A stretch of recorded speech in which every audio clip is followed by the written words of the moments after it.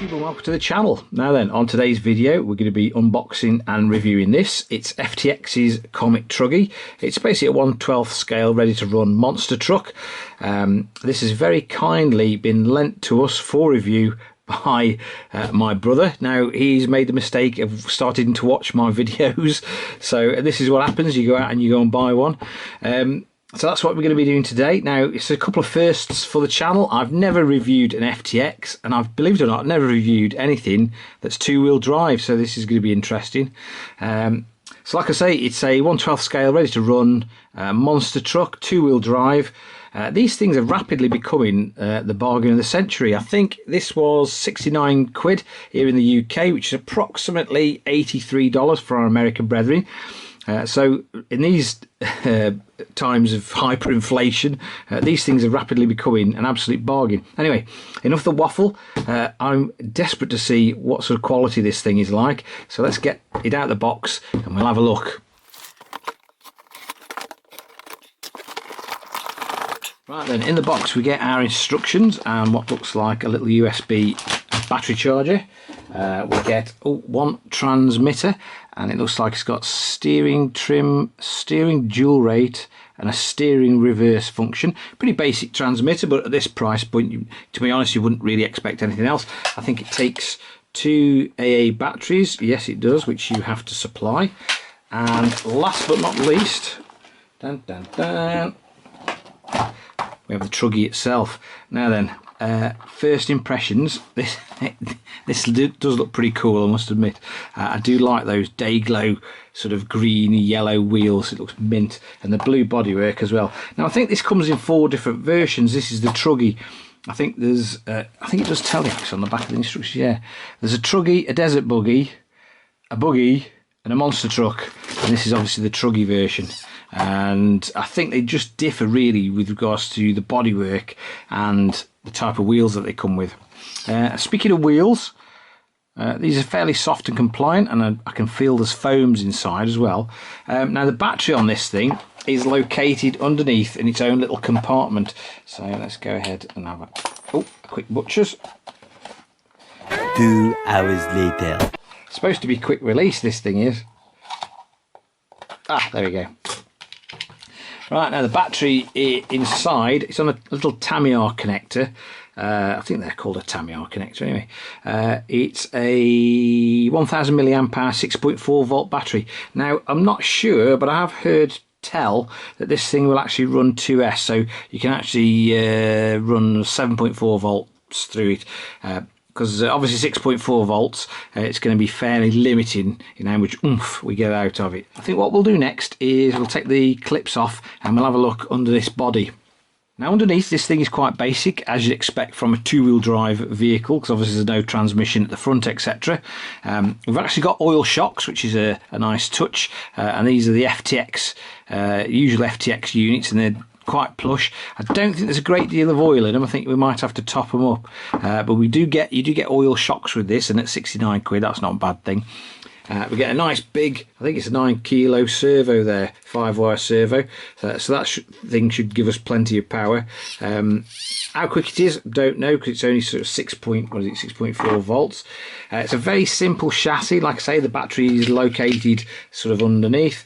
We've got a combined ESC and receiver with a little switch on the side. There we've got our 390 brushed motor. Now again, 390 brushed motor and 6.4 volts. This thing isn't going to set your pants on fire, but if you are a beginner, there's nothing wrong with that, because the faster you go, basically the more damage you can do to these sort of things. And it does look as though it's that nice sort of robust FTX HBX plastic on this thing, so it should be quite durable. Let's whip some of these, a couple of these wheels off and see what we're dealing with underneath. We've got plastic drive shafts, but again, I wouldn't. They're fairly chunky affairs though. But I wouldn't really assume we were going to get metal ones at this price point. Like I say, this is a bargain basement RC, so you basically don't get any metal bits and pieces. What I might do is might whip a couple of the covers off and have a look and see what we get underneath. Obviously, with this thing being rear-wheel drive, there's no front transmission to worry about, so we're having a quick look at the back. Now, a few areas of interest. We've got these little drive shafts in. Although they might be plastic, instead of having just 2 pins through them to drive the wheel cups, etc., we've actually got 4, so they are a little bit more substantial than your normal plastic affairs. Now, the rear drive cups, interesting enough, they are supported by quite large ball races, which is a nice touch, especially at this price point. And the cups are actually, although they are plastic, they've got like a hex on them. So the actual 12mm wheel hexes themselves, they actually locate on the hex on the cup. So that's a nice touch. I like that touch as well. There's no pin to lose as well when you take the things off.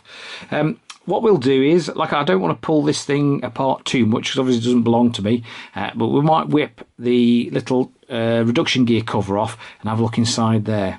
Right, in the reduction side of the transmission, we've got a little plastic pinion gear on the motor, driving a great big 48 tooth plastic reduction gear. Now, I am quite surprised to see a plastic gear on the end of the motor, but to be honest, it does look quite substantial, and I'm guessing that on 6.4 volts and a 390 motor, this thing isn't going to hoof out loads of power, so you could probably get away with a plastic gear.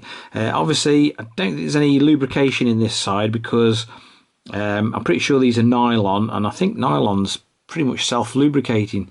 So we've got pretty plastic transmission gears in the reduction side. Now, I'm not going to whip the differential off because I think it's a similar story in there. But like I say, it's not too much of an issue on this thing because it's not a high-powered RC, so you can probably get away with these plastic gears no matter at all.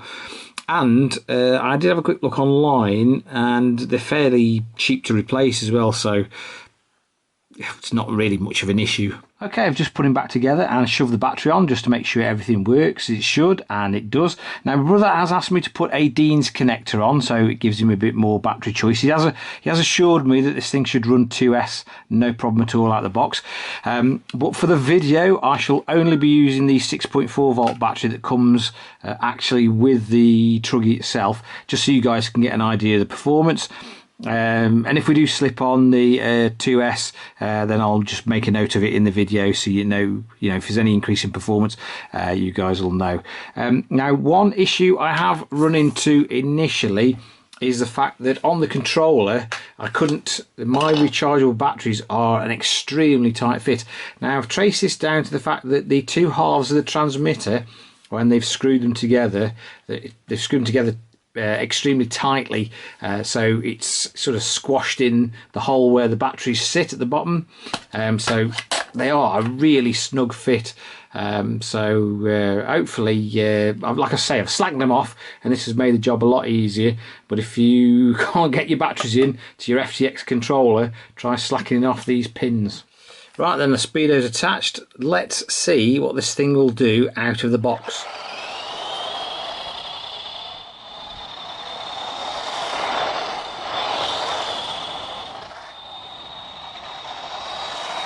Right then, straight out of the box, this thing does 17 miles an hour.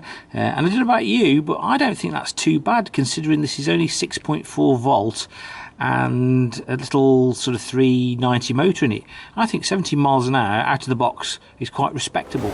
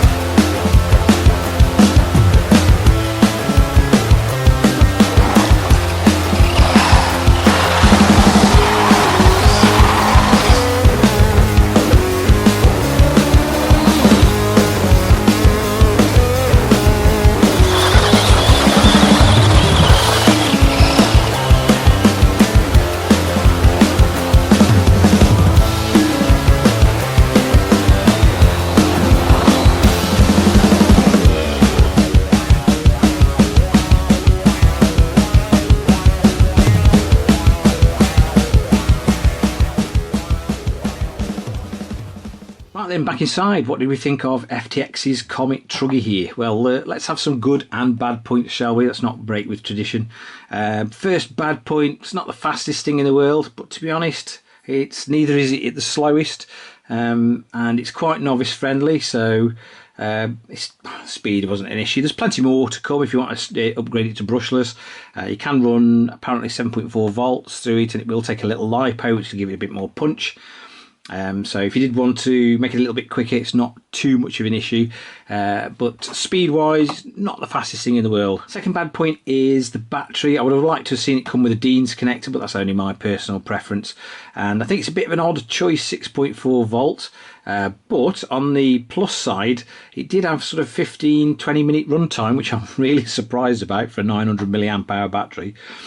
So I would have liked to have seen a Dean's connector on the battery. The only other bad thing I can think of was the transmitter with regards to not being able to get me rechargeable batteries in there.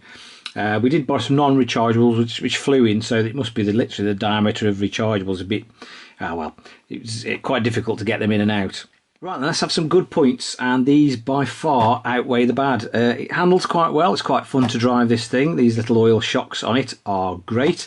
It seems pretty durable. I mean, we hit a few rocks while we were out, and my brother, it's been a while since he's piloted anything, and it survived intact. Nothing too strenuous though for it at the first run out. But also the parts are incredibly cheap for this thing. It is a budget RC, but the actual parts are actually really cheap, and you can buy hop-up bits like metal drive shafts, metal drive cups, etc. So yeah, it seems pretty robust for a budget RC. Another good point, and a very important one, is the fact that it's fun to use. It put a smile on my brother's face. He hasn't piloted an RC car around for many, many years, but he thoroughly enjoyed himself, and to be honest, that's all that matters. And last but not least, it's the price, 69 quid or $83. It's not an expensive RC, this isn't at all. And actually, for what you get, I'm quite impressed. Like I say, it seems fairly durable, it's fun. It's not £1 million, and the spares are cheap. So if you wanted an introduction to RCing, especially something a little slightly larger scale, I don't think you could go far wrong with purchasing one of these, to be honest. As ever, I will leave some links in the description to where you can purchase one from. If you enjoyed the video and you found it of some use and interest, please give it a big thumbs up, and if you're feeling that way inclined, hit that subscribe button for more similar future content. Once again guys, thanks for watching, and I'll catch you again very soon. Thank you.